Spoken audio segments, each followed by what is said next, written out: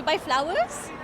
Good morning. Yeah, I'm just having a look at the flowers. Okay, that's I'm here great. for the Majlis by Sinar Daily.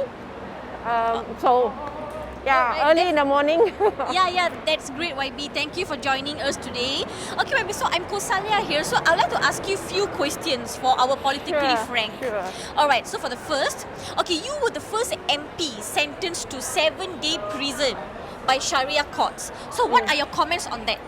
Well, to be honest, I can't comment because the court case is still ongoing.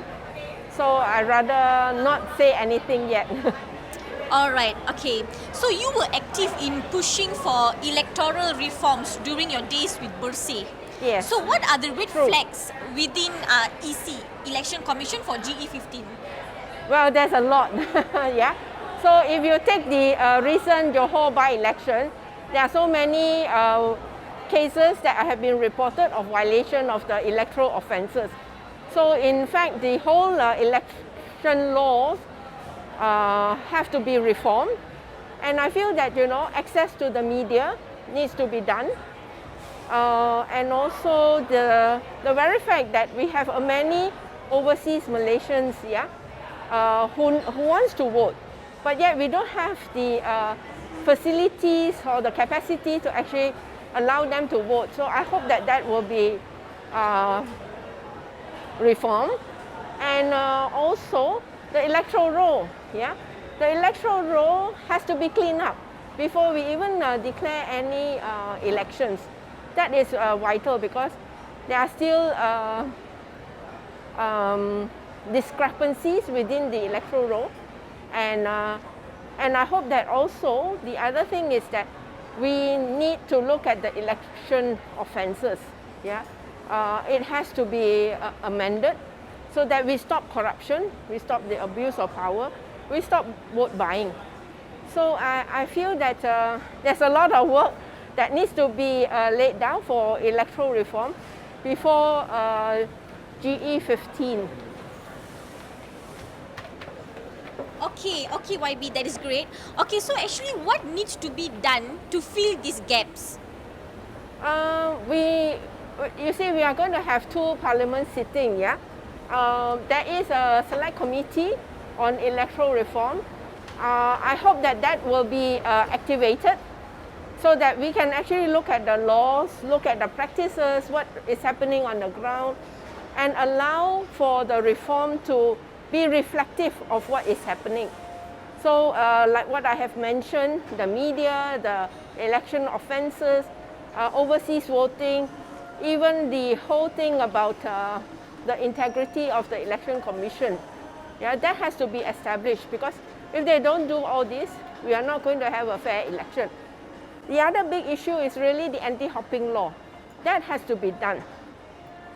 Because if we don't have an anti-hopping law, the voters will not come out because they feel that, what's the point of voting if politicians jump from party to party and don't even respect the mandate by the voters. So anti-hopping law has to be done this year. Okay, YB, that is really great. It's a very great share. Okay, for the next question, okay, there were speculations of you quitting PKR. So why were these voices getting stronger? I feel that party election is around the corner. There's another round, and so therefore rumors like this will come up. But I think that I joined PKR is mainly because it's a multiracial party. And it has a reform agenda that actually I personally feel very strongly about. So I am here, I'm with PKR. I don't think I'm going to leave PKR because the reform is the future and PKR is the future. Wow, that's nice. Okay, YB, so will you be contesting for GE15 under PKR? And why would you want to continue being an MP? Yes, I would like to, but to contest or not to contest will really depend on my party. So I feel that there's a lot of unfinished business in Petaling Jaya, particularly my program. Because if you look at the MCO over years, it really brought up the reality that in a thriving city like Petaling Jaya, yeah, we have urban poverty. We have people who can't afford to even have sufficient daily meals a day. We have people who don't have access to healthcare. We have Petaling Jaya that has no government hospital. And there are so many issues that I feel my program, I hope, will be able to be implemented, make it more sustainable, so that even if I am no longer the MP of Petaling Jaya, the programs can continue. It is for the people at the end of the day. Okay, that is great, YB. Okay, next, moving forward. Okay, what is your advice to pass over Bon Odori Festival? Because they think their aim is like by saying it is against Islam. I don't think I can advise pass. We have differing views. So in Malaysia, we always are inclusive of different views, yeah.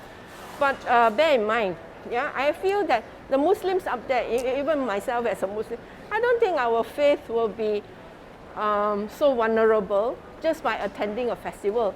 Then it will stop us from going overseas because there are so many cultures and religion out there, yeah. So I feel that, you know, let's have more confidence in the Muslim, and I feel that they are very strong in their belief in Islam. Okay, all right. Thank you, YB. Okay, another one. So, are you for Big Tent or against the Big Tent concept, and why? I think that if we have the anti-hopping law, we won't have this big tent, small tent debate. Yeah, that is one. The other thing is that as an opposition, we have a lot of unfinished business. Our reform is not fulfilled fully, and we need that opportunity to take back the government, because we cannot have corrupt leaders becoming the next prime ministers. Yeah, so we have to have a common goal, work together, and move forward. And Pakatan Harapan itself is a tent, yeah, of 3 parties. So let's move forward. The people's agenda is the key. Yes, I really agree to that, YB. Okay, so what is actually wrong with Malaysian politics? Like, has it gone from bad to worse from your days of Bersih? And how can we reverse the weaknesses? I think that the Bersih has brought up a lot of good things. We had a people's movement that for many years we don't have.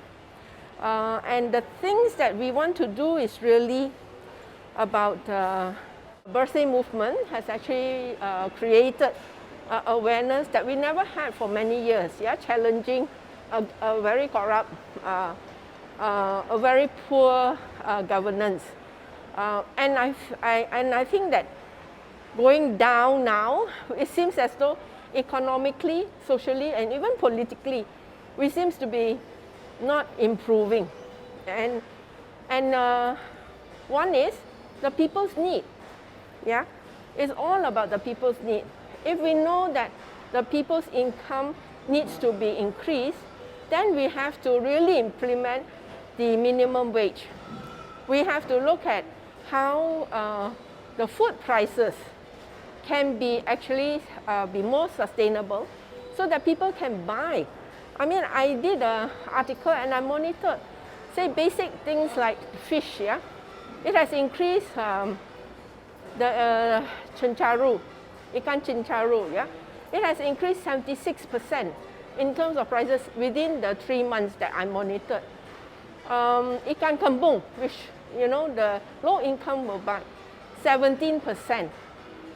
And this cannot carry on, yeah. And then we have the whole issue of the chicken prices. Sometimes got chicken, sometimes don't have chicken. These are protein that are needed for a healthy, nutritious food.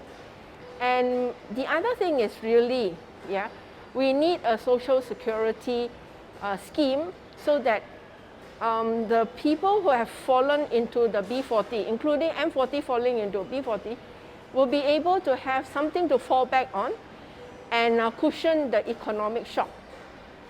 That is important. The present scheme that we have is just about dishing out money without giving them the other alternative is jobs.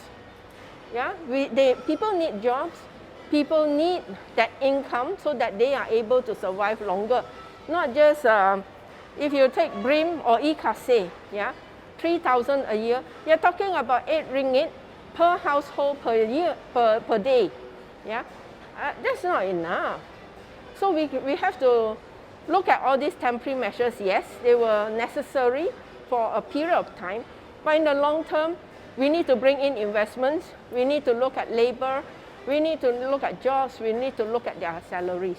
Then we will be able to grow as a nation. Okay, thank you, YB. All right. Okay, thank you, Thank YB. you Thank very you for the much. sharing Bye. everything. Bye. Have a nice day and have a nice shopping.